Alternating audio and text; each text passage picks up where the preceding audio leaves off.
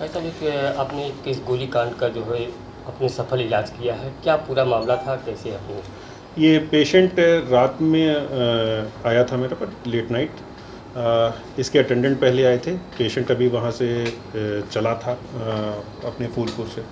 तो कुछ अटेंडेंट आए जो हमसे बात किए कि डॉक्टर हमें बीएचयू के लिए रेफ़र कर रहे हैं, लेकिन हम आपको एक बार दिखाना चाहते हैं क्योंकि बीएचयू में देर लग जाएगी और मुझे लगता है मेरे पेशेंट की हालत सीरियस है क्योंकि ब्लड बहुत बह चुका है। तो मैंने भी मतलब कहा कि चलो एक बार देखते हैं, हम प्रयास ही कर सकते हैं जैसे भी होगा।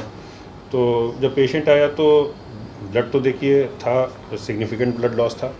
उसके एक दो अटेंडेंट के पूरे कपड़े ऑलमोस्ट जो शर्ट्स थी वो सोक थी ब्लड में, अटेंडेंट्स की। इसकी तो थी। तो फिर हम लोगों ने तुरंत यही डिसीजन लिया कि पेशेंट को ऑपरेट करना है। सीटी किया। सीटी में हमें ये दिख रहा था कि बुलेट जो है इनके पैराइटल एमिनेंस पे है, मतलब राइट साइड से। तो उसमें हम लोगों ने कुछ जजमेंट किया कि भाई ये कैसे हो सकता है। बुलेट की ट्रेजेक्ट्री होती है ना, ट्रेजेक्ट्री वो अपना निशान ज़रूर छोड़ती है। एक टेम्परेरी कैविटी जो कि कुछ मिली सेकेंड्स का होता है, फिर परमानेंट कैविटी छोड़ती है जहाँ जहाँ वो ट्रैवल करती है। तो वो परमानेंट कैविटी हमेशा के लिए रहती है। तो उसमें देखा कि बुलेट के 2-3 पार्ट्स सीटी में दिख रहे थे। उसमें से एक पार्ट लग रहा था कि जो शेडो है, आर्टिफैक्ट आते हैं, मेटल के आर्टिफैक्ट सीटी में आते हैं, वो लग रहा था कि ब्रेन के आउटर सरफेस पे है वो। तो और अंदर ब्रेन में कंफ्यूजन था और हड्डी और बुलेट ने वो जो हड्डी थी ब्रेन की, स्कल बोन की, वो उसको क्रश कर दिया था और कुछ पार्ट्स वो अंदर चले गए थे। और क्योंकि वो थोड़े से शार्प एज होते हैं, वो ब्रेन को थोड़ा सा डैमेज कर रखे थे। तो हम लोगों ने वही तुरंत डिसीजन लिया कि patient should be operated immediately. तो तुरंत हम लोगों ने रिलेवेंट इन्वेस्टिगेशन कराया, पेशेंट को शिफ्ट किया। तो उसमें ये था कि ब्लड लॉस बहुत था उसमें, और बुलेट्स हमने निकाली और जो ब्रेन, बुलेट का एक पार्ट ब्रेन के अंदर था तो उसको भी रिट्रीव किया, और जितने भी छोटे बोन थे बिल्कुल क्रश हो चुके थे तो उसको हमें पूरा डिस्कार्ड करना पड़ा।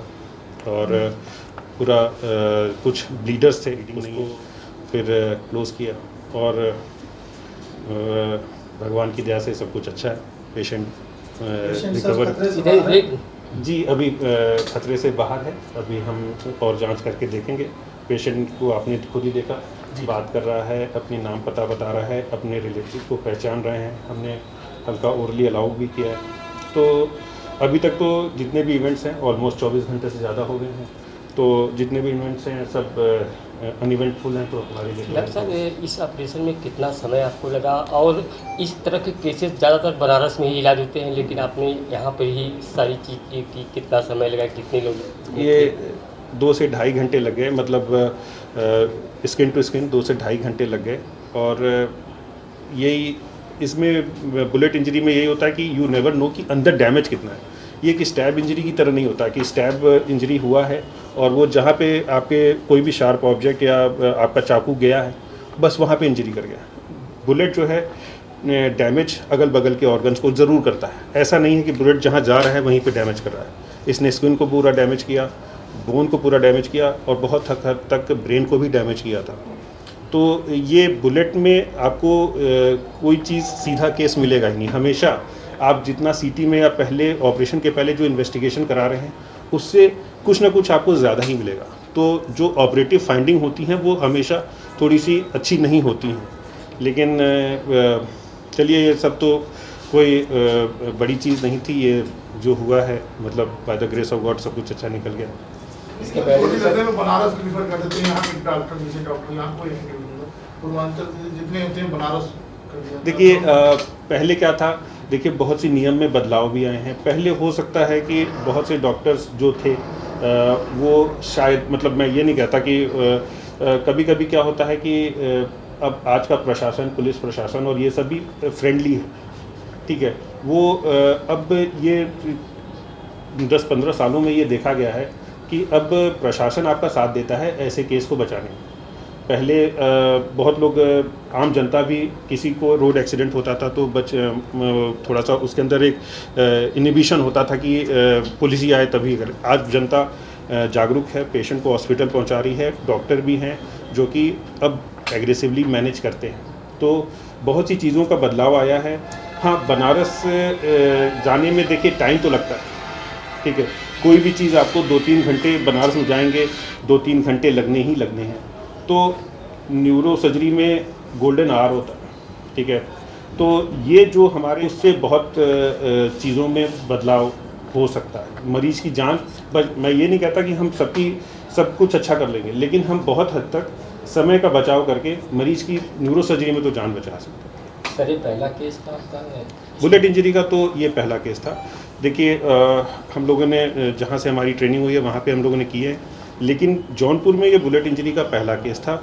और लेकिन मैं ये भी कहना चाहता हूँ कि इसमें चलिए कुछ पेशेंट का लक भी था, जो कि बुलेट बहुत ही अंदर गई होती तो और थोड़ा सा और बीच में होती, बीच में कुछ खून की नस ऐसी होती है, साइनस ऐसे होते हैं कि इंस्टेंट इतना ब्लीडिंग हो जाता है कि पेशेंट का बचना थोड़ा सा मुश्किल होता है।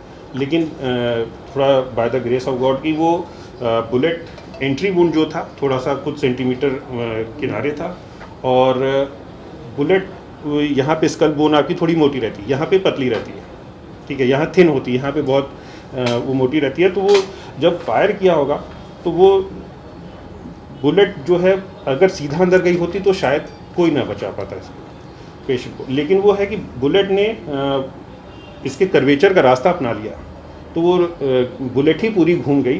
बुलेट का कुछ पोर्शन जो है वो ब्रेन के पास टच किया था, तो इसलिए मतलब पेशेंट की क्या कंडीशन? पेशेंट ठीक है, बिल्कुल बात कर रहा है, और आगे भी ऐसा ही अच्छा रहे। हम सबकी दुआएं हैं कि तमन्ना है हमारी।